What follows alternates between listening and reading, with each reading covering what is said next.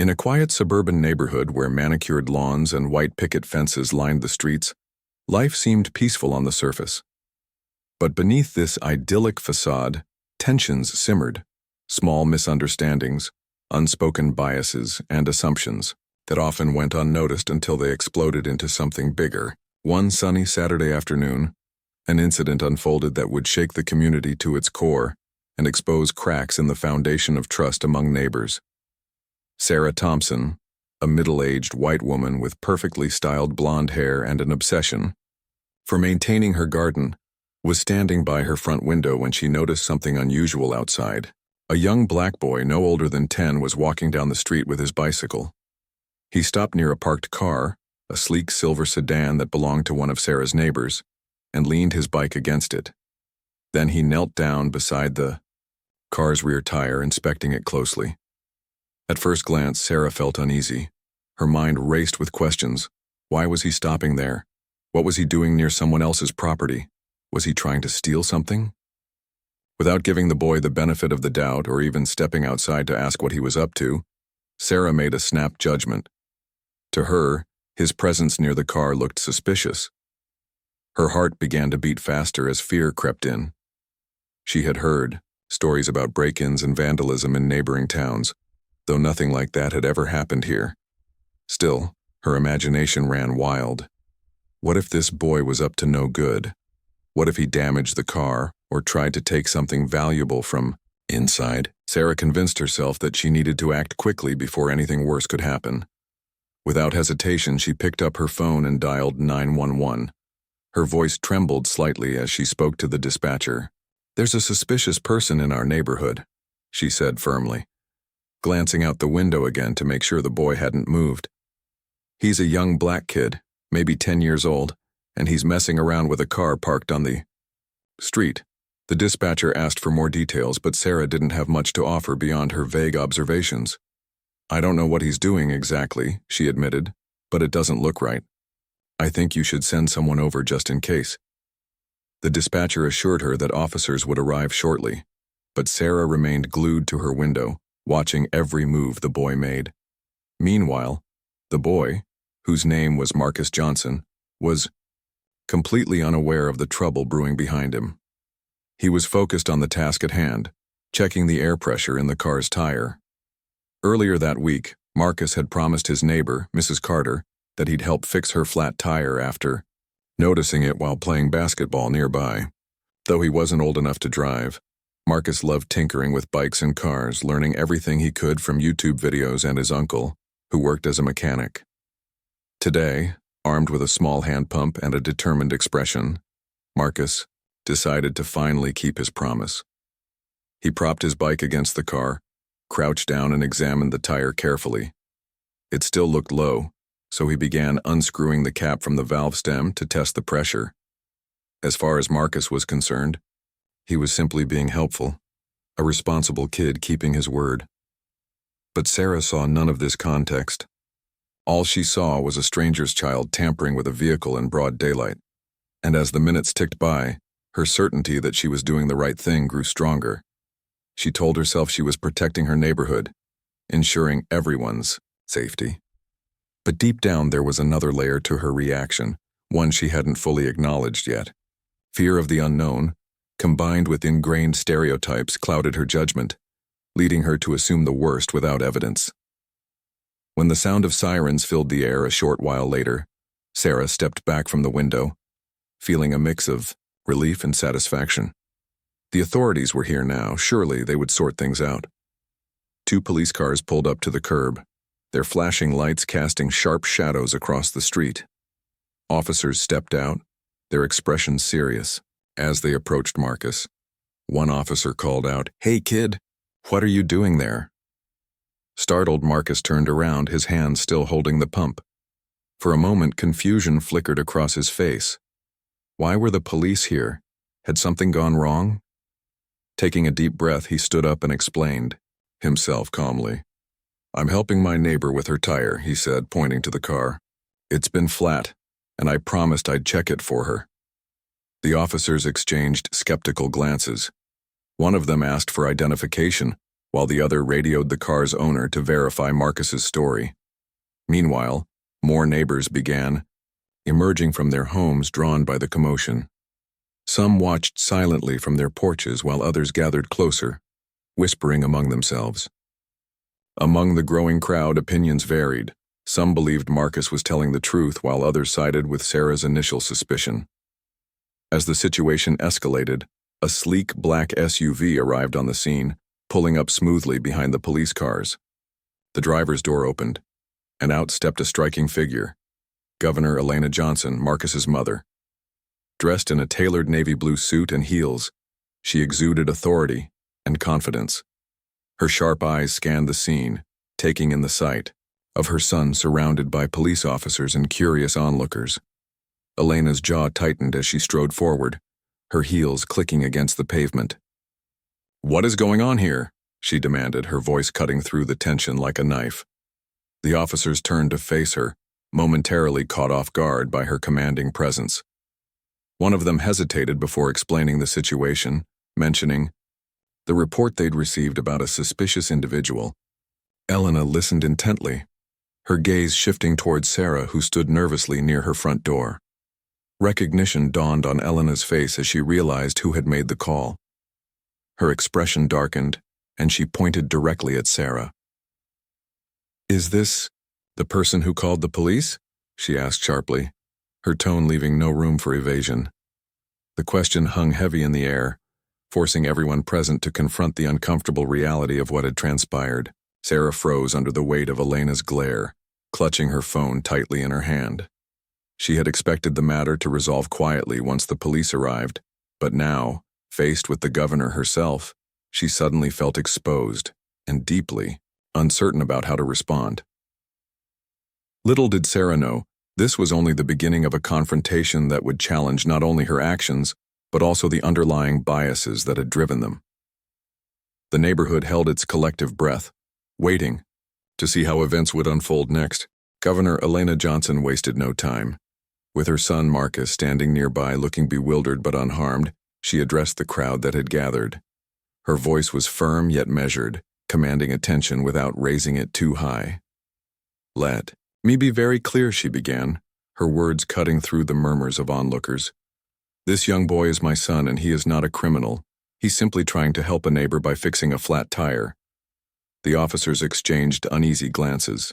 Realizing they were dealing with someone far more influential than an ordinary citizen, one of them stepped forward cautiously, explaining their protocol when responding to reports like Sarah's. They assured Elena that they weren't accusing Marcus of wrongdoing. They were merely following procedure to verify his story.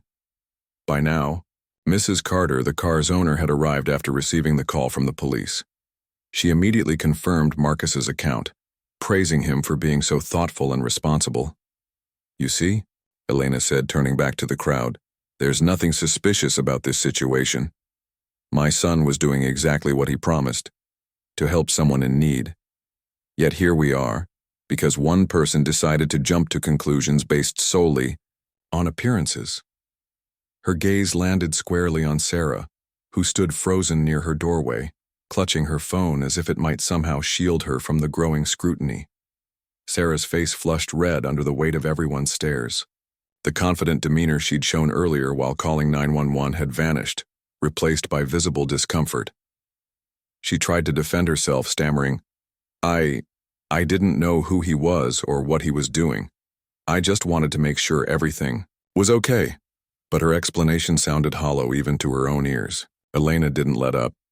"Surely you could have approached him instead of assuming the worst," Elena replied sharply. "Instead of asking questions, you chose to label him as suspicious. Why? Because he's black? Because he's young? Or because he doesn't fit your idea of what belongs in this neighborhood?" Each question hit like a hammer, forcing Sarah and everyone else to confront uncomfortable truths about bias and prejudice. As the confrontation continued, the atmosphere grew tense. Some neighbors nodded in agreement with Elena's words while others shifted awkwardly, unsure how to react.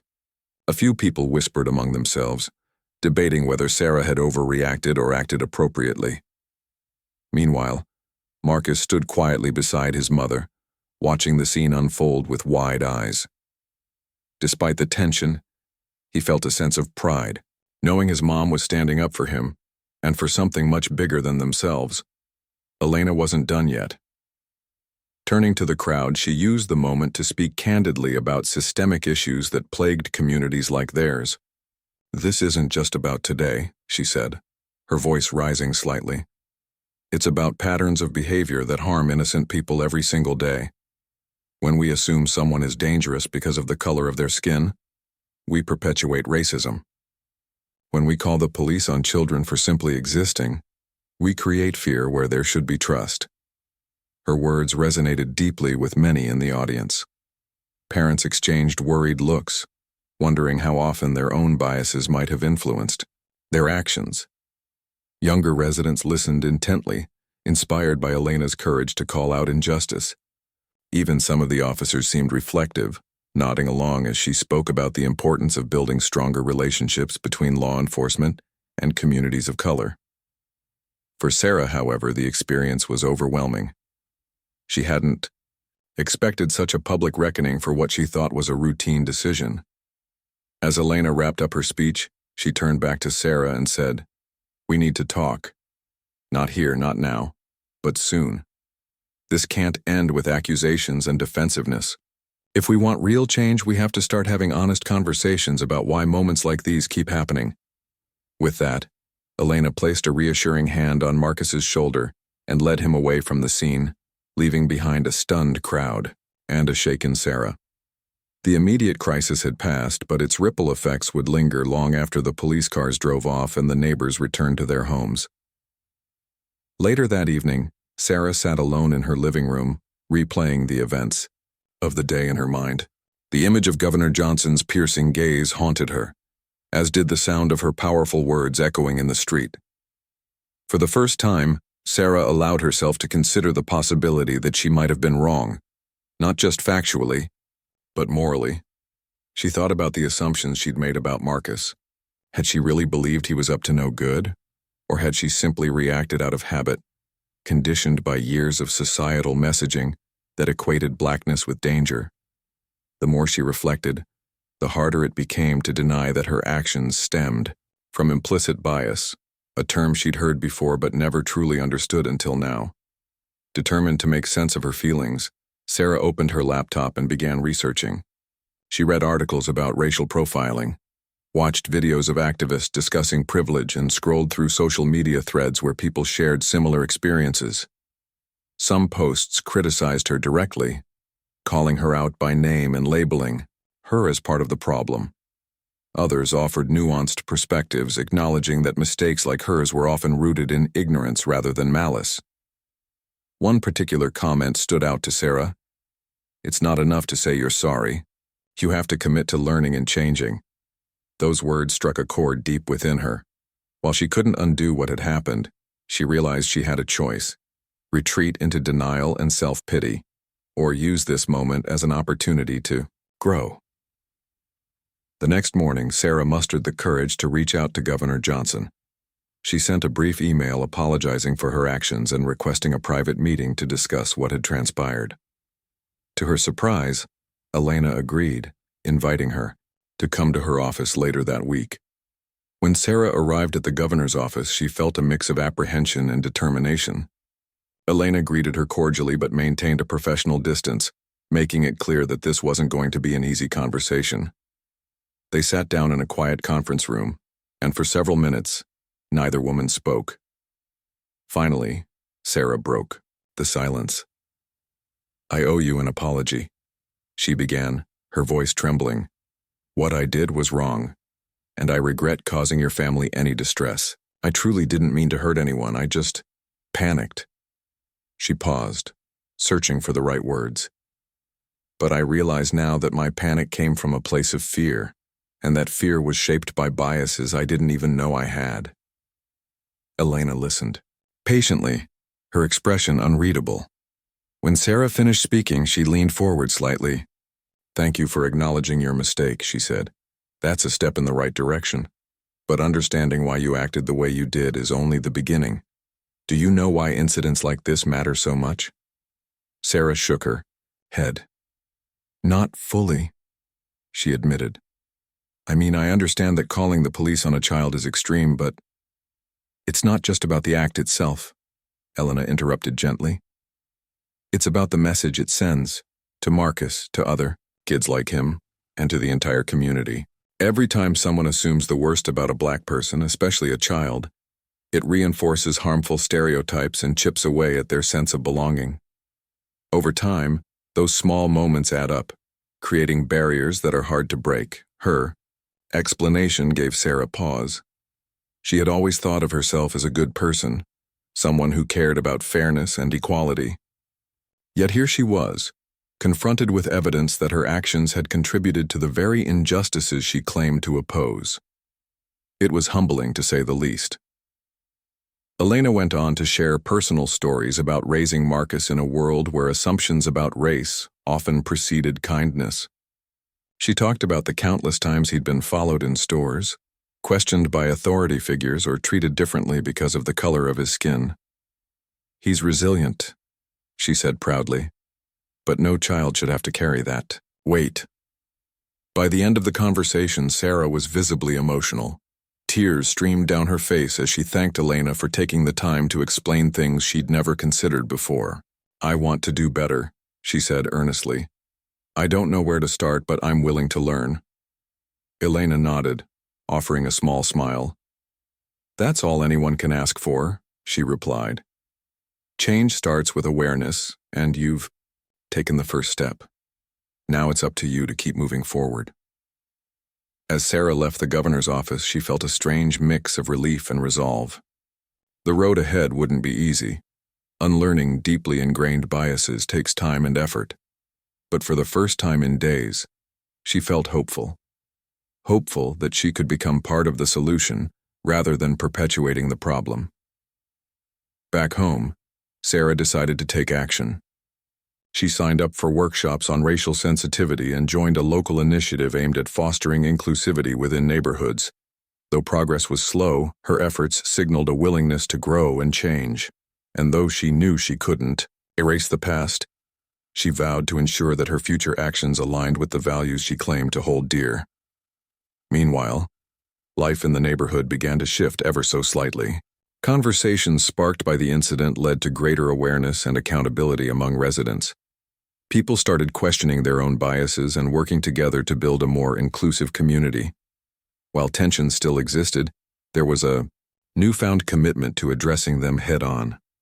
For Marcus, the experience reinforced his belief in standing up for himself and others. With his mother's, the days following the incident were a whirlwind of emotions for Sarah Thompson. She found herself replaying every moment in her mind, the way she had called 911 without hesitation, the look on Marcus's face as the police questioned him, and, most of all, Governor Elena Johnson's piercing words that seemed to cut straight to her core. It wasn't just guilt eating away at her. It was shame. Shame for having acted out of fear instead of compassion, for letting stereotypes dictate her actions, and for failing to see Marcus as an innocent child simply trying to help. Sarah spent hours sitting alone in her living room, staring at the walls and grappling with what had happened. She couldn't shake the image of Governor Johnson standing in front of her neighbors, speaking passionately about racial profiling and systemic injustice. Those words had struck a nerve, not because they were accusatory, but because they were true. Deep down, Sarah knew she had been wrong, but admitting it to herself was only the first step. The real challenge lay in figuring out how to move forward. Determined to understand where she had gone astray, Sarah decided to educate herself. She started small, reading articles online about implicit bias and microaggressions. At first, the concepts felt foreign, like academic jargon meant for someone else. But as she delved deeper, examples began to resonate with her own life. She remembered instances when she'd crossed the street to avoid walking past groups of young black men or clutched her purse tighter while passing strangers in parking lots. These behaviors, though seemingly harmless, were rooted in assumptions she hadn't even realized she held. One night, unable to sleep, Sarah stumbled upon a video of a TED Talk by a civil rights activist discussing the impact of calling the police unnecessarily on people of color. The speaker shared stories of families torn apart, careers ruined and lives lost due to baseless accusations fueled by prejudice. One story in particular stood out: a teenage boy who had been detained for hours after being reported for carrying a toy gun in his own backyard. By the end of the talk, Sarah was in tears. For the first time, she saw the broader implications of her actions and understood why they mattered so much. Meanwhile, Governor Elena Johnson was also reflecting on the incident, though from a very different perspective. As a mother, she couldn't help but feel protective anger toward anyone who treated her son unfairly. But as a leader, she recognized the opportunity this moment presented. Racism wasn't new.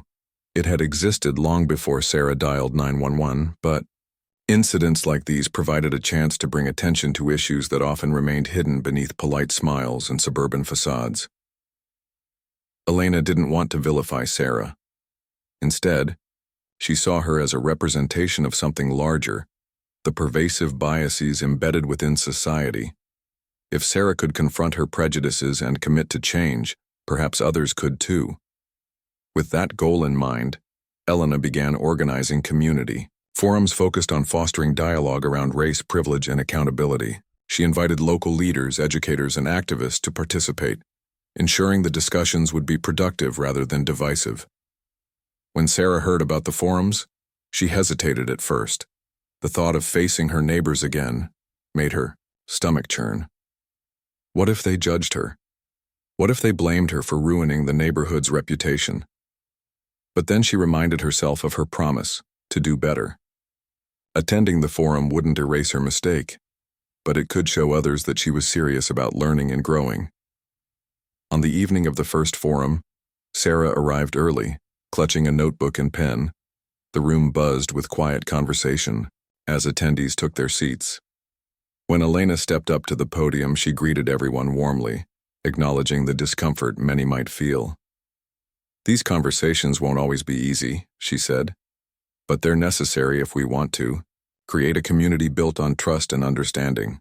Throughout the event, participants shared personal experiences, ranging from subtle acts of discrimination to overt displays of racism. Some recounted times when they'd been profiled by store clerks or followed home by security guards.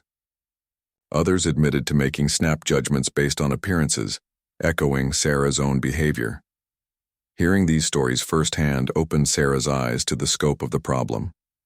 It wasn't just one person or one neighborhood. It was everywhere. During the Q&A session, Sarah raised her hand tentatively. When called upon, she spoke softly but sincerely. "I'm the woman who called the police on Marcus," she admitted, her voice trembling. "And I am so sorry for what I did, and for not recognizing my own biases sooner. I know I can't take back what happened, but I want to learn how to be better. Can you tell me where to start?" Her honesty caught the room off guard. There was a brief silence before Elena responded, her tone compassionate yet firm. Many people nodded in agreement as she outlined steps Sarah, and anyone else willing to listen, could take. "Start by listening," Elena advised. "Listen to the voices of those who experience racism daily. Read books, watch documentaries, attend workshops, and most importantly, examine your own actions. Ask yourself why you react the way you do in certain situations. Awareness is the foundation of change." Inspired by the forum, Sarah threw herself into self-education. She joined a book club focused on anti-racism literature, devouring titles like How to Be an Anti-Racist by Ibram X. Kendi and White Fragility by Robin DiAngelo. Each chapter challenged her worldview, forcing her to confront uncomfortable truths about privilege and power dynamics. She attended workshops led by diversity trainers, where role-playing exercises helped participants recognize unconscious biases in everyday interactions. At the same time, Sarah worked to rebuild trust within her neighborhood. She reached out to Mrs. Carter, the car owner whose tire Marcus had tried to fix, apologizing for causing unnecessary trouble. To her relief, Mrs. Carter accepted the apology graciously, even inviting Sarah over for coffee. During their conversation, Mrs. Carter shared stories of raising her biracial grandchildren and navigating the complexities of identity in a predominantly white suburb. These exchanges gave Sarah a glimpse into perspectives she had never considered before. Slowly but surely, Sarah began to notice changes in her mindset. When she saw unfamiliar faces in the neighborhood, she no longer felt compelled to question their presence.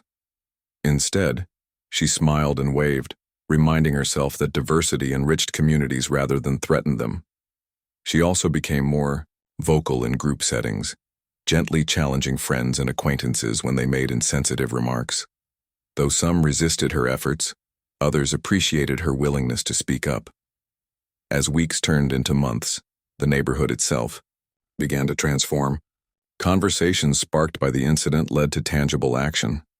Residents formed committees dedicated to promoting inclusivity, hosting events that celebrated cultural diversity and encouraged open dialogue. Local schools introduced programs aimed at teaching students about empathy, equality, and social justice. Even law enforcement agencies partnered with community leaders to improve relations and address concerns about racial profiling. For Marcus, the experience reinforced his belief in standing up for himself and others. With his mother's guidance, he became involved in youth initiatives advocating for racial equity. He spoke at school assemblies, sharing his story and encouraging classmates to challenge stereotypes whenever they encountered them. Though he sometimes felt frustrated by the slow pace of progress, he remained optimistic, knowing that change required patience and persistence. As for Sarah, she continued to grow, one small step at a time. While she knew she would never fully escape the weight of her past actions, she found solace in the knowledge that she was actively working to make amends. Every book she read, every workshop she attended, and every neighbor she connected with brought her closer to becoming the person she aspired to be. One crisp autumn afternoon, Sarah received an unexpected invitation. It was from Governor Johnson, asking her to join a panel discussion at an upcoming community event. The topic: building bridges across racial divides. At first, Sarah hesitated, unsure if she deserved a place among such esteemed speakers. But Elena reassured her, emphasizing the importance of diverse voices in these conversations, even those still learning. Standing behind the podium on the day of the event, Sarah took a deep breath and addressed the crowd. "A few months ago, I made a mistake, a big one," she began, her voice steady despite the nerves bubbling inside her. "I let fear and ignorance guide my actions, and I hurt an innocent child and his family. But since then, I've committed myself to learning, listening, and growing. I'm far from perfect, but I believe that change starts with accountability." Her words earned applause, not because she was flawless, but because she represented hope, that even those who stumble can rise again, ready to walk a better path. And as the sun set over the neighborhood that evening, casting golden light across streets once shadowed by mistrust, it became clear that transformation was possible. One courageous step at a time. The months following Sarah Thompson's public apology at the community event marked a turning point, not just for her, but for the entire neighborhood. Her willingness to confront her mistakes openly had sparked something unexpected: a collective desire among residents to reflect on their own behaviors and biases. Conversations that once seemed taboo were now happening regularly, both in private homes and public spaces. The incident involving Marcus Johnson had become more than just a local controversy. It had ignited a movement toward greater understanding and accountability. Sarah threw herself into this new chapter of her life with determination.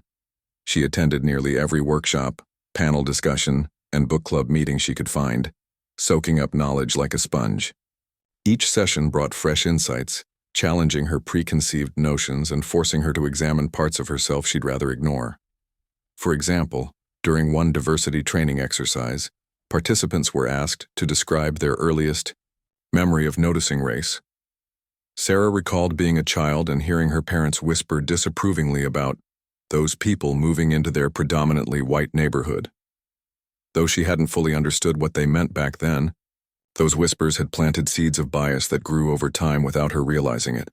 These revelations weren't easy to process. Some nights, Sarah lay awake replaying memories of moments when she might have unknowingly hurt someone through careless words or actions.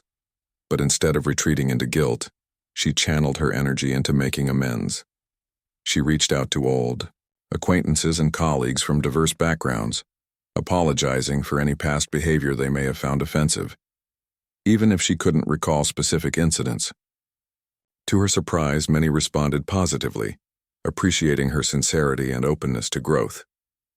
Meanwhile, Governor Elena Johnson continued using her platform to advocate for systemic change. Inspired by the momentum building in the neighborhood, she introduced legislation aimed at addressing racial profiling and improving police-community relations statewide. Her proposals included mandatory implicit bias training for law enforcement officers, increased funding for community outreach programs, and stricter guidelines for when citizens should involve the police in non-emergency situations. Elena's efforts weren't limited to policymaking. She also spearheaded initiatives designed to foster empathy and connection across racial lines. One such program paired families from different backgrounds for monthly dinners, encouraging them to share meals, stories, and cultural traditions. When Sarah heard about the initiative, she immediately signed up, eager to deepen her understanding of perspectives outside her own experience. Her first dinner took place at the home of Aisha Patel, a South Asian immigrant who had lived in the neighborhood for 5 years. As Sarah walked up the driveway clutching a homemade apple pie as a gift, she felt nervous. What if Aisha resented her? What if the conversation turned awkward or confrontational? But from the moment Aisha greeted her with a warm smile and invited her inside, Sarah realized her fears were unfounded. Over steaming plates of biryani and laughter-filled conversations, Sarah learned about Aisha's journey to America, the challenges of adjusting to a new culture, the joy of raising 2 daughters here, and the frustration of constantly feeling like an outsider despite calling this place home. In return, Sarah shared pieces of her own story, including her struggles with self-awareness and her commitment to becoming a better ally. By the end of the evening, both women felt a sense of kinship they hadn't expected, a reminder that human connection often transcends differences. Back in the neighborhood, other residents began taking similar steps to bridge divides. Mrs. Carter, whose tire Marcus had fixed, organized a block party where neighbors were encouraged to bring dishes representing their heritage. Tables overflowed with everything from Southern fried chicken to Nigerian jollof rice, creating a vibrant tapestry of flavors and cultures. Children ran around playing games while adults mingled, swapping stories and discovering common ground beneath surface-level differences. Even Marcus noticed a shift in how people treated him. Before the incident, some neighbors barely acknowledged his presence unless they needed help with something. Now they went out of their way to greet him, warmly, asking about school or complimenting his bike riding skills. It was a small change, but it made a big difference in how he felt about belonging in the community. For Sarah, seeing these transformations unfold gave her a renewed sense of purpose. She knew there was still work to be done. Racism wasn't something that could be eradicated overnight, but she took comfort in knowing she was contributing to progress rather than stagnation. Every time she witnessed a neighbor extending kindness to someone different from themselves, it reinforced her belief in the power of collective effort. However, not everyone embraced the changes happening around them. A small faction of residents remained resistant, clinging to outdated beliefs about keeping the neighborhood the way it used to be. They grumbled about the influx of diversity workshops and criticized Governor Johnson's policies, claiming they catered too much to special interests. Some even hinted that Sarah's newfound activism was performative, accusing her of seeking attention rather than genuine reconciliation. At first, these criticisms stung. Sarah worried that her efforts would always be viewed through a lens of skepticism, no matter how sincere her intentions. But Elena offered her guidance during one of their regular check-ins. Change makes people uncomfortable, she reminded Sarah. And when people are uncomfortable, they lash out. Don't let their negativity distract you from your mission. Focus on the lives you're touching positively. Elena's words resonated deeply. Rather than engaging with detractors, Sarah doubled down on supporting those who shared her vision. She collaborated with Marcus and his friends to organize a youth-led march advocating for racial justice, which drew hundreds of participants from surrounding areas. She volunteered at local schools, helping teachers implement anti-bias curricula, and mentoring students interested in activism. And she continued attending forums and panels, sharing her journey with anyone willing to listen. One particularly memorable forum brought Sarah face to face with another mother whose child had been racially profiled. Tamika Reynolds, a black woman with 2 teenage sons, recounted the terror she felt after receiving a call from school officials accusing her eldest son of selling drugs based solely on rumors spread by classmates. The accusation turned out to be false, but the damage had already been done. Her son lost scholarships, friendships, and trust in authority figures. As Tamika spoke, Sarah felt tears welling up in her eyes. She couldn't imagine the pain of watching her own child endure such injustice. After the panel ended, she approached Tamika hesitantly, unsure whether her presence would be welcome. To her relief, Tamika greeted her warmly, thanking her for listening and acknowledging her role in sparking important conversations. Their interaction inspired Sarah to take her advocacy further.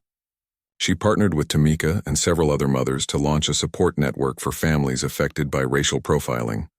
Together, they created resources to help parents navigate legal systems, connected victims with mental health professionals, and lobbied local officials to implement fairer disciplinary practices in schools. By the end of the year, the neighborhood bore little resemblance to its former self. Once divided by unspoken tensions, it now thrived as a model of inclusivity and collaboration. Residents celebrated cultural festivals together, hosted fundraisers for marginalized communities, and worked side by side to tackle issues like housing inequality and access to health care. Even skeptics began softening their stances, won over by the undeniable benefits of unity over division. For Sarah, the transformation was profound. She no longer saw herself as merely a resident of the neighborhood. She saw herself as part of something bigger, a growing movement determined to dismantle prejudice and build bridges where walls once stood. Though she still carried the weight of her past mistake, she wore it as a badge of humility rather than shame, reminding herself daily of how far she, and those around her, had come. As snow began to blanket the streets that December, Sarah stood on her porch, gazing at the twinkling, holiday lights strung across porches and trees. For the first time in a long while, she felt hopeful, not just for herself but for the future of the community she called home. Change wasn't easy, and it certainly wasn't quick. But as she watched children of all races laughing and playing together in the frosty air, she knew it was worth every step. The new year brought with it a renewed sense of purpose for the neighborhood. What had started as a single incident involving Sarah Thompson and Marcus Johnson had evolved into a broader movement, one that touched every corner of the community. People who once barely knew each other's names were now working together on projects aimed at fostering understanding and breaking down barriers. The transformation was slow but steady, like the first rays of sunlight melting frost off the ground after a long winter. Sarah continued to play an active role in this evolution. Her journey from being the center of controversy to becoming a trusted advocate for change inspired others to examine their own lives. She often found herself approached by neighbors, seeking advice on how to confront their biases or navigate difficult conversations about race. At first, she felt unqualified to offer guidance. After all, she was still learning herself. But over time, she realized that her vulnerability made her relatable. By sharing her struggles openly, she encouraged others to do the same. One morning, as Sarah watered her garden, a task she'd always done mechanically before, it struck her how much her perspective had shifted. Before the incident, she viewed her neatly trimmed hedges and vibrant flower beds as symbols of perfection, proof that she belonged in this idyllic suburban enclave. Now she saw them differently, as part of a larger ecosystem where diversity added beauty and resilience. Just as her garden thrived because of varied plants coexisting harmoniously, so too did communities flourish when differences were celebrated rather than feared. Governor Elena Johnson remained a guiding force throughout these changes. While balancing her duties as governor with her responsibilities as a mother, she ensured that the momentum sparked by the incident didn't fade. One of her most impactful initiatives was the creation of a statewide coalition called Bridges United, which focused on addressing systemic racism through education, policy reform, and grassroots activism. The program quickly gained traction, drawing support from leaders across industries and inspiring similar efforts nationwide. Elena also kept a close eye on Sarah's progress, checking in regularly to offer encouragement and advice. Their relationship had transformed from adversarial to collaborative, built on mutual respect and a shared commitment to justice. During one of their meetings, Elena introduced Sarah to a group of young activists organizing protests against police brutality and advocating for educational equity. Watching these teenagers speak passionately about their experiences reinforced for Sarah just how urgent the work ahead truly was. "These kids are our future," Elena said afterward, gesturing toward the bustling crowd. "They're not waiting around for permission to demand change, they're leading the charge. It's up to us to stand beside them, amplify their voices, and clear the way." Sarah nodded thoughtfully. For years, she'd dismissed youth activism as naive or overly idealistic. But seeing Marcus and his peers take ownership of their roles in shaping society reminded her that real change required intergenerational collaboration. Inspired, she offered to mentor some of the younger participants, helping them refine their public speaking skills and connect with influential figures who could support their causes. Back in the neighborhood, residents embarked on ambitious projects designed to celebrate diversity and promote inclusivity. One standout effort was the establishment of a community mural project, spearheaded by local artist Jamal Carter. The mural would cover an entire wall of the recreation center, depicting scenes that reflected the neighborhood's evolving identity. Residents of all ages and backgrounds came together to contribute ideas, paintbrushes in hand, creating something truly unique. For Marcus, the mural project held special significance. He worked closely with Jamal to design a section featuring children of different races playing together under a bright sun. As he painted, he imagined a world where no one would ever question his presence simply because of the color of his skin, a world where kindness and curiosity replaced fear and suspicion. His enthusiasm was contagious, drawing more volunteers to the site each day. Even those initially resistant to the neighborhood's shifting dynamics eventually warmed to the idea of participating in the mural. Mr. Peterson, an elderly man known for grumbling about kids these days and changing times, surprised everyone by showing up one afternoon with a tray of homemade cookies. Though he claimed he only wanted to make sure people weren't making a mess, his frequent visits suggested otherwise. Over time, he even picked up a brush himself, adding delicate strokes to a tree branch swirling with colorful leaves. As the mural neared completion, another milestone unfolded: the launch of a storytelling initiative called Voices of Our Neighborhood. Organized by Mrs. Carter and Tamika Reynolds, the program invited residents to share personal stories during monthly gatherings.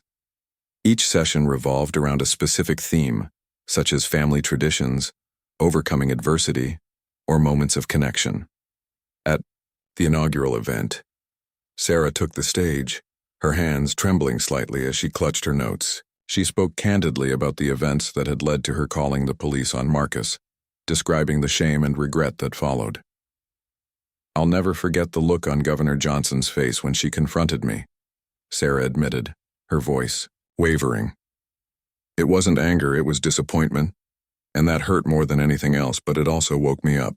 It forced me to see my actions for what they really were: harmful, unfair, and rooted in ignorance." Her honesty resonated deeply with the audience, many of whom nodded in recognition. Others shared equally vulnerable stories, revealing layers of pain and resilience hidden beneath polite smiles. A young Latina woman recounted being mistaken for a housekeeper at a party hosted by her white classmates' parents. An elderly Asian couple described the isolation they felt upon immigrating decades ago, struggling to adapt to a culture that often treated them as invisible. Each story added depth to the collective narrative, weaving a tapestry rich with empathy and understanding. Despite the progress, challenges persisted. Some residents remained skeptical of the changes, convinced that efforts to address racial inequality amounted to reverse discrimination. They argued that focusing on race only deepened divisions, ignoring the fact that ignoring race perpetuated inequities. These tensions occasionally boiled over, sparking heated debates at town hall meetings and online forums. During one particularly contentious gathering, Sarah stood up to address the room. "I understand why some of you feel frustrated," she began, her tone measured yet firm. "Change is uncomfortable. It forces us to confront things we'd rather avoid, but pretending everything is fine doesn't solve the problem. It makes it worse. We can't move forward unless we acknowledge where we've gone wrong." Her words didn't win over everyone, but they planted seeds of reflection among those willing to listen. Even longtime critics like Mr. Harrison, a retired businessman notorious for dismissing social justice issues, softened slightly after hearing Sarah's impassioned plea. "Maybe I don't agree with everything," he muttered to a neighbor afterward, "but I have to admit she's got guts." By spring, the neighborhood buzzed with energy. The mural had become a beloved landmark, attracting visitors from neighboring towns eager to admire its vibrant imagery. Schools incorporated lessons about the artwork into their curricula, teaching students about the importance of representation and unity. Meanwhile, Voices of Our Neighborhood expanded beyond storytelling sessions, hosting workshops on creative writing, photography, and filmmaking to help residents document their journeys. Sarah found herself busier than ever, juggling volunteer commitments with her personal growth. She joined a local theater group staging plays centered on social justice themes, finding solace in the power of art to provoke thought and inspire action. One performance, titled Breaking the Silence, explored the ripple effects of racial profiling through interconnected vignettes. When Sarah watched the final scene, a mother comforting her son after a traumatic encounter with law enforcement, tears streamed down her face. It was a stark reminder of how far-reaching the consequences of prejudice could be. Amidst all this activity, Marcus emerged as a quiet leader in his own right. Encouraged by his mother, he continued advocating for racial equity, using his platform to amplify marginalized voices. He delivered speeches at rallies, wrote op-eds for school newspapers, and collaborated with peers to organize fundraisers for organizations fighting injustice. Though he sometimes grew frustrated by the slow pace of progress, he reminded himself of the lessons his mother had taught him: patience, perseverance, and hope. One evening, as he sat on the porch with Sarah, Marcus turned to her and said, "No, I used to think I hated this place after what happened. But now, I kind of love it.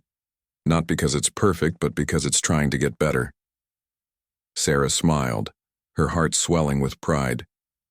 "That's all any of us can do," she replied. "Try." As twilight descended, casting a golden glow over the neighborhood, both mother and son felt a profound sense of gratitude for the challenges that had shaped them, for the allies who had stood beside them, and for the promise of a brighter tomorrow. Change wasn't easy, nor was it linear. But as long as hearts remained open and minds stayed curious, there was always hope for a better future. As summer approached, the neighborhood entered a new phase of its transformation, one marked by reflection, celebration, and cautious optimism. The seeds planted months earlier had begun to sprout, blossoming into tangible progress that touched every aspect of community life. People who once walked past each other without acknowledgement now greeted one another warmly, exchanging smiles and stories. Conversations about race, privilege, and inclusion had become normalized, no longer confined to whispered discussions behind closed doors, but openly embraced in public forums. Sarah Thompson stood at the center of this evolution, though she never sought recognition for her role. Her journey from a woman blinded by bias to someone actively working toward justice inspired others to follow suit. She often joked that she'd gone from neighborhood villain to accidental activist, but there was truth in her humor. What started as a personal reckoning had rippled outward, encouraging those around her to confront their own prejudices and commit to meaningful change. One sunny afternoon, Sarah found herself standing in front of the completed mural, marveling at how it captured the spirit of the neighborhood's rebirth. The vibrant colors seemed to dance under the sunlight, telling stories of resilience, unity, and hope. Children played nearby, laughing as they traced their fingers over the painted figures. Older residents sat on benches, chatting animatedly while admiring the artwork. It was a scene Sarah could scarcely have imagined just a year ago, a testament to how far everyone had come. As she gazed at the mural, Marcus joined her, his bike resting against the curb. "Pretty cool, huh?" he said with a grin, pointing to the section he'd helped design. Sarah nodded, her eyes misting slightly. "It's more than cool," she replied softly. "It's proof that we can create something beautiful when we work together." Governor Elena Johnson also took pride in the changes sweeping through the neighborhood, viewing them as a microcosm of what was possible on a larger scale. Her statewide initiatives, including Bridges United, continued gaining momentum, drawing support from grassroots organizations and policymakers alike. Schools incorporated anti-bias curricula into their programs. Businesses implemented diversity training workshops, and law enforcement agencies adopted stricter accountability measures.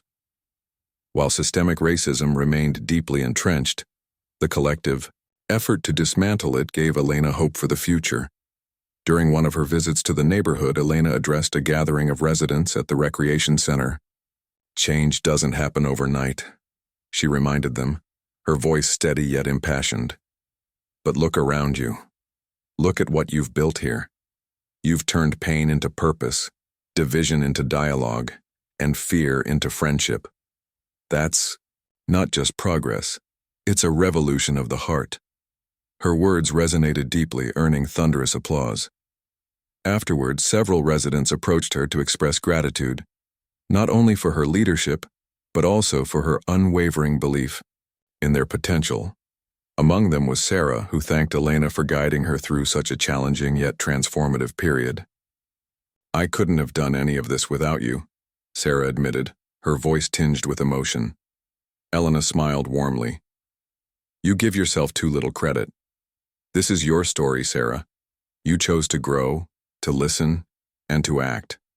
That's what real leadership looks like."